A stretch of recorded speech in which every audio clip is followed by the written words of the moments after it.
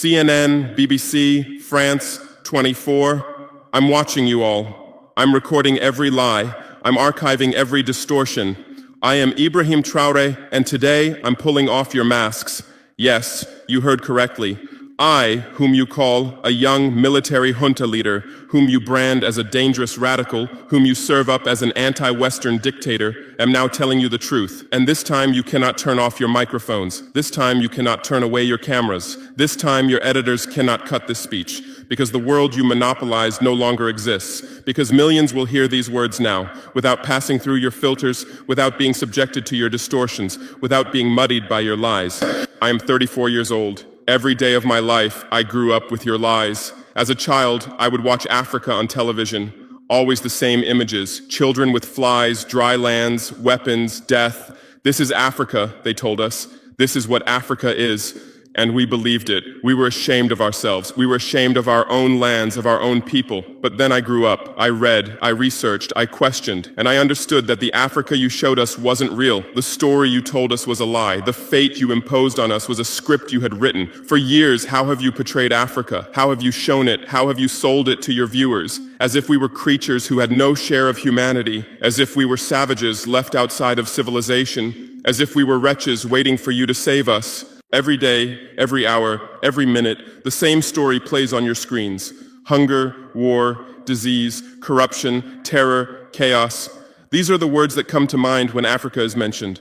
In your Africa dictionary, there are no other words. No hope, no success, no development, no resistance, no honor, no pride, no victory. So I ask you, New York Times, Washington Post, Guardian, Le Monde, have you ever made Africa's successes your headlines? How many times have you written about Rwanda's technology miracle? How many times have you shown Ethiopia's reforestation project? How many times have you praised Botswana's democratic success? How many times have you described Kenya's entrepreneurial ecosystem? No, because these don't fit your scenario. Your Africa cannot be successful. It cannot, because then how will you legitimize your exploitation? If it's not in need of help, how will you intervene? If it's not backward, how will you look down on it? Have you ever asked yourselves, has any editor sitting at their desk, any news director in a meeting, any columnist at their keyboard ever thought, why are the people of the world's richest lands poor? Here are the numbers for you, real numbers. Africa owns 70% of the world's cobalt reserves. Your cell phone, your computer, your electric car won't work without cobalt. This cobalt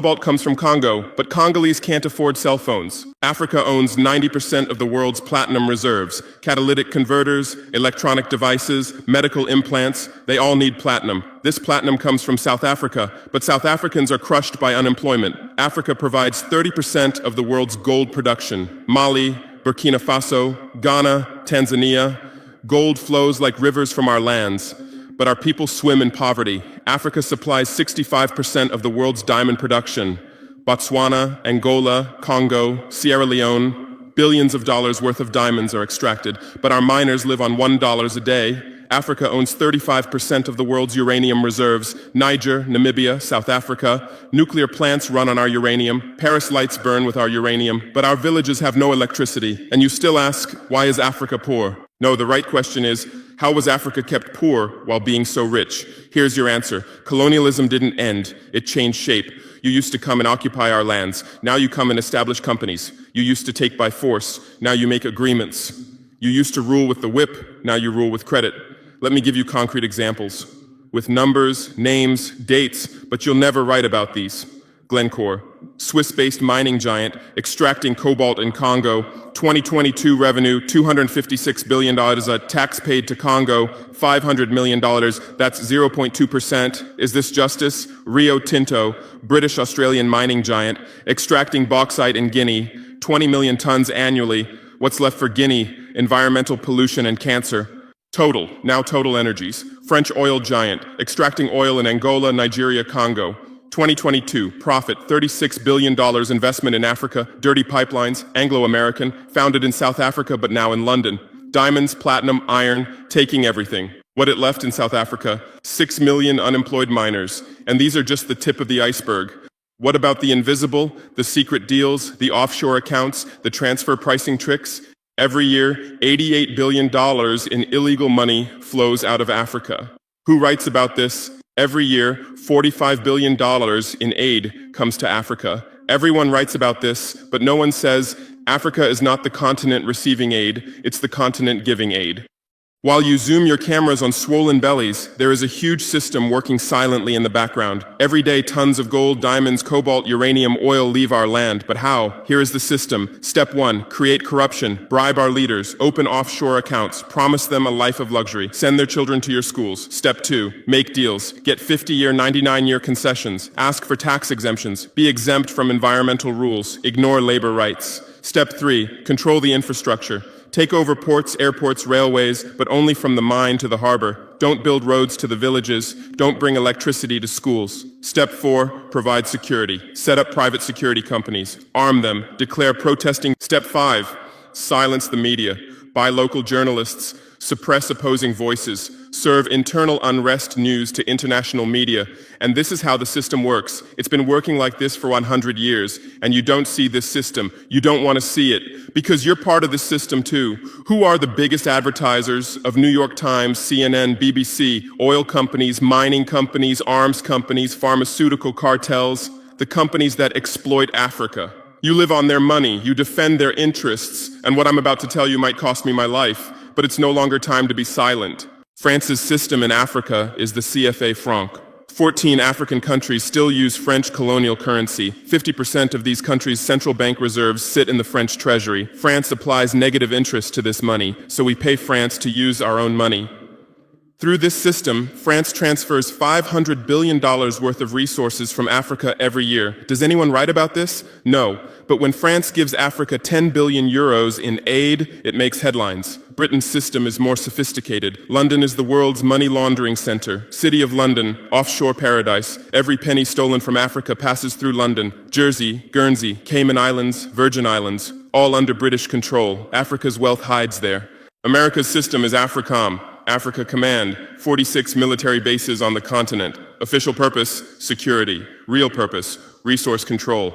Drones in our airspace every day, listening devices everywhere. They say fighting terrorism, but it's not terrorists. It's people's leaders who are targeted. China is the new player, says win-win, builds infrastructure, gives credit, but in exchange for what? 99-year port concessions, mining rights, agricultural lands, debt-trap diplomacy, ask Sri Lanka, ask Zambia, and you write about none of this. Why? Because you're not free press. You're corporate press. Your bosses are billionaires. Jeff Bezos bought Washington Post. Why? For love of journalism? Rupert Murdoch's media empire, Fox News, Wall Street Journal, The Sun, The Times, all from the same hand, all giving the same message. West is good, others are bad. Carlos Slim is the largest shareholder of New York Times, Mexican billionaire. Where's his wealth from? Monopolized telecommunications, got rich off Latin America's back, now controls America's most respected newspaper. And you claim to do independent journalism? Who are your editors? Which schools did they graduate from? Harvard, Yale, Oxford, Cambridge? Always the same elite schools, always the same worldview, always the same prejudices. How are your reporters selected? How many languages does your Africa correspondent speak? French, English, that's all. Swahili, Hausa, Yoruba, Amharic, they don't know. They can't talk to the people. Your sources are always the same. Western diplomats, NGOs, experts, and then you come and lecture us. They killed Patrice Lumumba, January 12, 1961. CIA agent Larry Devlin confessed. Belgian mercenaries executed. They dissolved his body in acid, took his teeth as souvenirs. In 2022, that tooth was returned from Belgium to his family after 61 years. And what did you say then? Chaos in Congo. You didn't ask about the killers. You didn't investigate CIA documents. You didn't write about Belgium's crime. They killed Thomas Sankara, October 15, 1987. My hero, Africa's hope. Vaccinated 2.5 million children against measles and meningitis, planted 10 million trees, raised literacy rate from 13% to 73%, gave equal rights to women, banned FGM, ended corruption, sold Mercedes cars, used Renault 5, rejected IMF and World Bank. And most importantly, he said, we will not pay Africa's debts. We didn't make those debts. The puppets before us made them on behalf of colonizers. That's when he had to be killed, and they killed him. Who killed him? His best friend, Blaise Compaoré. With whose support? France. Want proof? Look at the Focart archives. Jacques Faucard, France's Africa Affairs advisor. Everything is written there. And what did you say? Military coup in Burkina Faso. You didn't write about Sankara's dreams. You didn't tell about his projects. You didn't show his successes. You just said, another dictator died, Muammar Gaddafi. Yes, he was a dictator. Yes, he was ruthless. But what had he done in Libya? Per capita income $12,000, Africa's highest, literacy rate from 25% to 87%, life expectancy from 51 to 74, free healthcare, free education, $50,000 for newlyweds, interest-free loans for homebuyers, $5,000 for new births, gasoline 14 cents per liter, great man-made river, irrigation project to green the desert, and Gaddafi's real crime, dream of United States of Africa, African Central Bank project, African Investment Bank, African Monetary Fund, and most dangerous, gold dinar, refusing to sell oil for dollars. October 20th, 2011, lynched in Sirte, Hillary Clinton laughed. We came, we saw, he died. Now look at Libya. 3 different governments, endless civil war, ISIS, Al-Qaeda running wild slave markets exist. Even CNN showed in 2017, oil being looted, weapons depots emptied, spread across Sahel. Do you call this democracy? Do you call this freedom? Do you call this success? And whose turn is it now? The Sahel, Mali, Niger, Burkina Faso. You want to make us Libya too. You want to make us Syria. You want to make us Iraq. But not this time, because we've awakened, because we've learned, because we've united. Operation Barkhane, France's Sahel Adventure, 2013-2022. Official purpose, fighting terrorism. Real purpose, resource control, 5 through 100 French soldiers. €1 billion annual budget. What's the result? 2013, 500 terrorists in Mali. 2022, 5,000 plus terrorists in Sahel. 10-fold increase. What kind of success is this? But what were French soldiers doing? Protecting Niger's uranium mines for Areva, Orano, securing oil pipelines for Total, controlling ports and railways for Bolloré, and fighting terrorism? No, the opposite. Terrorists couldn't come within 50 kilometers of French soldiers, but they could easily burn our villages. Why? Because chaos served their purposes. If there's chaos, they could stay for security reasons. MINUSMA, UN peacekeeping force. In Mali, 15,000 soldiers, 1.2 billion annual budget. 10 years, result, 300 plus. UN soldiers died. Thousands of civilians died. Terror didn't decrease, it increased. And now you say Wagner is dangerous. Russians are taking over Africa. Wagner came, 1,000 soldiers. What happened in 6 months? Terrorists fled, villages are safe, mines are working, people are at peace. What's the difference? Wagner is an ally we invited. France is an occupier who came by force. Wagner follows the agreement. France blackmails, Wagner brings results. France produces excuses, but you don't write the truth. You say Russian mercenaries. Well, what is French Légion étrangère? Aren't they mercenaries? What is American Blackwater Academy? What is British G4S? What is Israeli Black Cube? They are security companies. Wagner is a threat. Why? Because Wagner isn't yours. And the terrorism issue? Who created this terror? Who founded Al-Qaeda? 1980s, Afghanistan, CIA, Pakistan ISI, Saudi money, against Soviets. Bin Laden was CIA's man. You called them freedom fighters. Who supported Taliban? Again, you. Heroic mujahideen against Soviet occupation. You gave weapons, gave money, gave training, then you lost control. How was ISIS born? 2003, Iraq invasion. You toppled Saddam. You disbanded the army. You banned Ba'ath Party. You tortured in Abu Ghraib, and those people became ISIS. Then Syria. You said Assad must go. You said moderate rebels. You gave weapons. Those weapons went to ISIS, went to al-Nusra. You destroyed Libya. Who looted Gaddafi's weapon depots? Where did those weapons go? To Mali, to Niger, to Burkina Faso, to Nigeria, to Chad? Who strengthened Boko Haram? In 2009, Nigerian police killed their leader Mohammed Yusuf. Extrajudicial execution. What did you say? Nothing. Where were your human rights organizations? Silent. Then revenge started. Boko Haram radicalized. But where did they find weapons? From Libya that you destroyed. And now you come to lecture us about fighting terrorism. You're helping us clean up the monsters you created? No, we've seen the game now. Terror is your Trojan horse. You come with the excuse of terror, you stay, you exploit. But it's over now. We'll provide our own security, we'll fight with our own methods, and we'll win. Because we are the children of this land. We know this land, we know these people. We can distinguish terrorist from villager. We don't fight from drones, from satellites, from 10,000 kilometers away like you. And we're winning. In Mali, in Niger, in Burkina Faso, terror is ending. Villages are safe. People are hopeful. Because now our own army, our own police are fighting, not for foreigners, but for the people.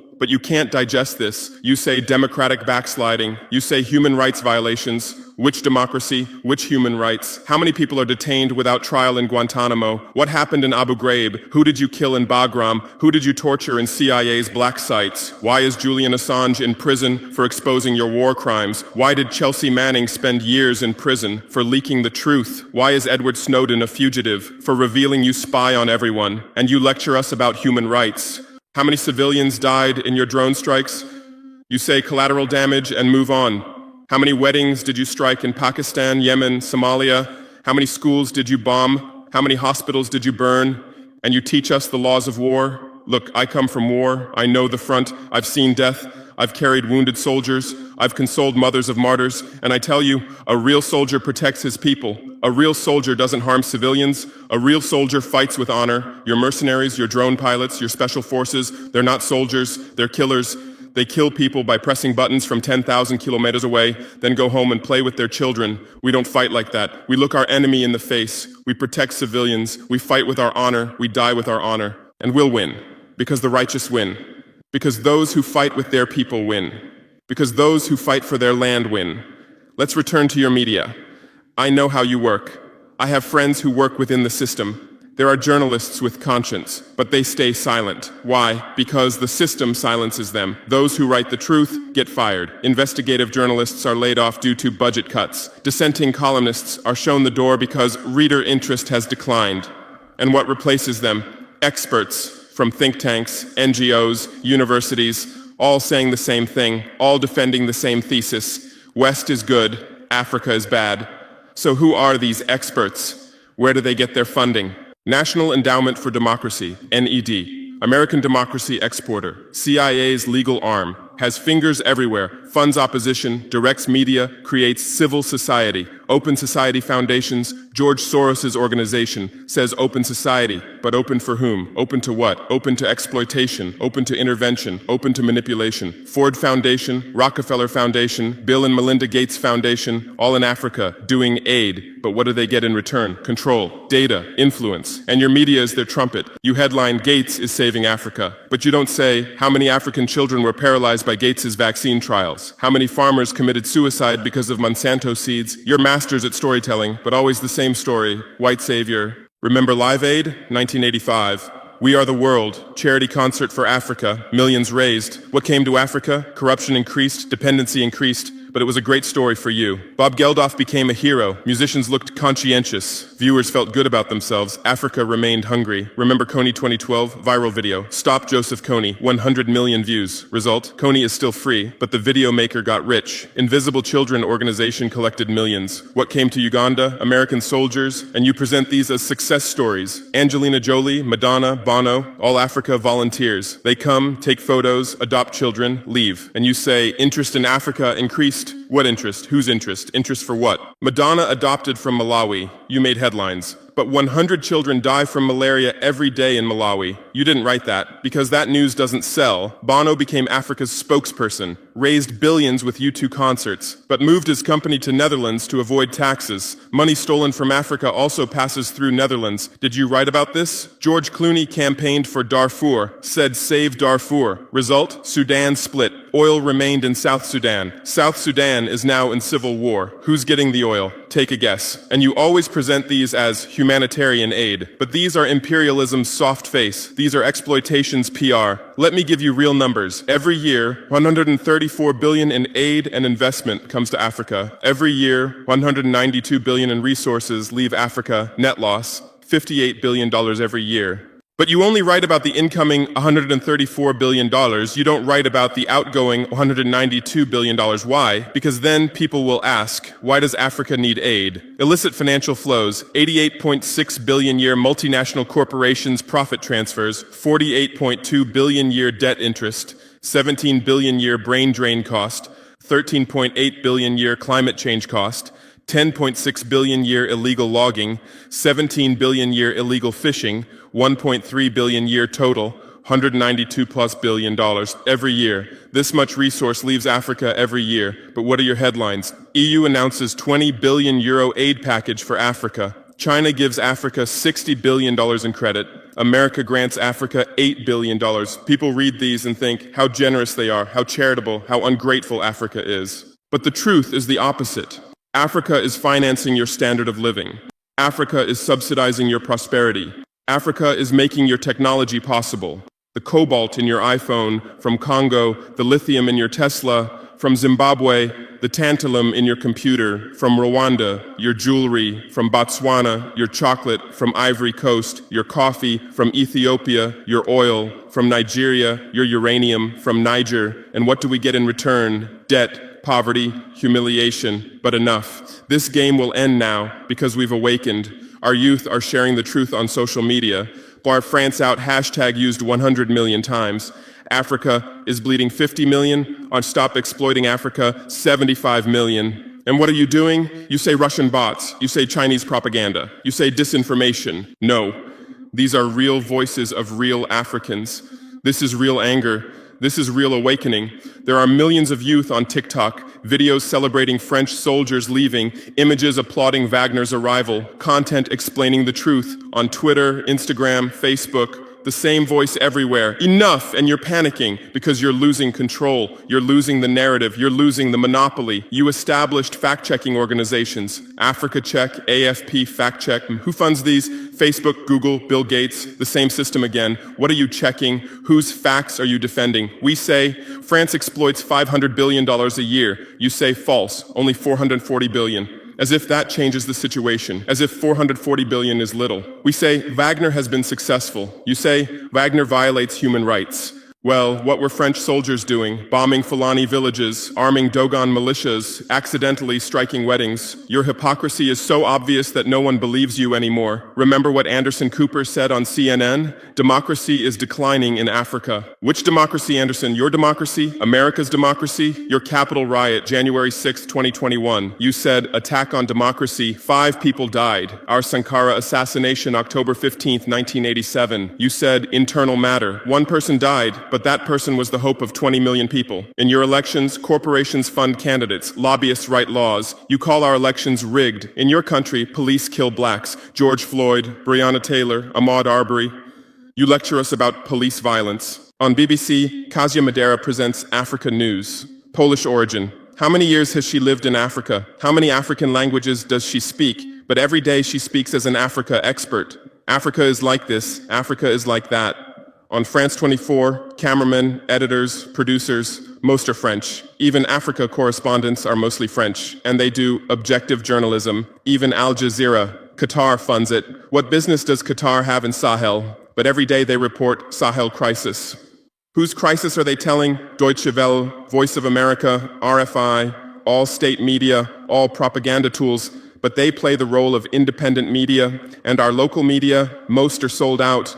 Most are cowards, most are dependent. Le Pays newspaper in Burkina Faso. Who's the editor? Where did he get his education? Where does he get his funding? Who are his advertisers? We know the answers. All tied to the same system, all serving the same master. But a new generation is coming. Bloggers, YouTubers, podcasters. They have no masters. They have no fears. James Coco, Natalie Yam, Kemi Seba. They have millions of followers. They tell the truth. They expose the system. And you label them as extremists. You try to shut down their Twitter, you restrict their YouTube, but in vain. Truth cannot be stopped. You close one channel, 10 open. You silence one voice, 1,000 rise. Here's my final message to you. Your lies are ending. Your empire is collapsing. Your monopoly is breaking. And what's replacing it? Truth, justice, freedom. Africa is no longer your story. Africa is writing its own story, filming with its own camera, telling in its own language. And in this story, you're not heroes, not saviors, not benefactors. In this story, you're the guilty ones, colonizers, liars, thieves. But you still have a chance. You can still change. You can still stand on the right side. There are journalists with conscience among you. I know. I recognize them. We talk. I call out to them. Gather your courage. Write the truth. Rebel against the system. You might get fired. You might become unemployed. You might be threatened. But you'll be on the right side of history. You'll look at your children's faces without shame. Your conscience will sleep peacefully. And Africa won't forget you. Africa remembers its friends and its enemies. Be like Edward Snowden, be like Julian Assange, be like Daniel Ellsberg. Stand with the truth, or continue with your lies, continue with your blindness, continue with your complicity, but know that your end is coming. Your viewers are decreasing, your credibility is eroding, your power is depleting. The new generation doesn't believe you, the new generation doesn't listen to you, the new generation rejects you, and that new generation in Africa is 600 million people, 60% under 25 years old, educated, connected, angry. They are my army, they are my weapon, they are my victory, and with them we're building a new world, a world without lies, without exploitation, without humiliation. In this world, Africa will be free, Africa will be strong, Africa will be a leader. And you'll remain just as a bad memory, a shameful footnote, a cautionary example.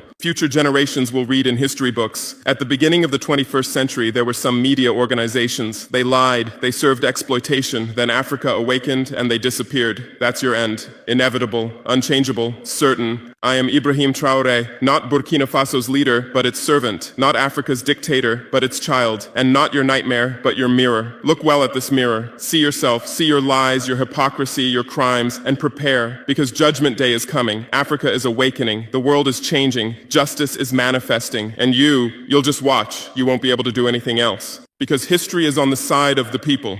Truth is on the side of the oppressed. God is on the side of those who persevere. And we persevered. We persevered for 500 years. Now it's time for victory. Your lies are finished. Your masks have fallen. Your game has ended. Africa is free. Africa is strong. Africa is victorious forever.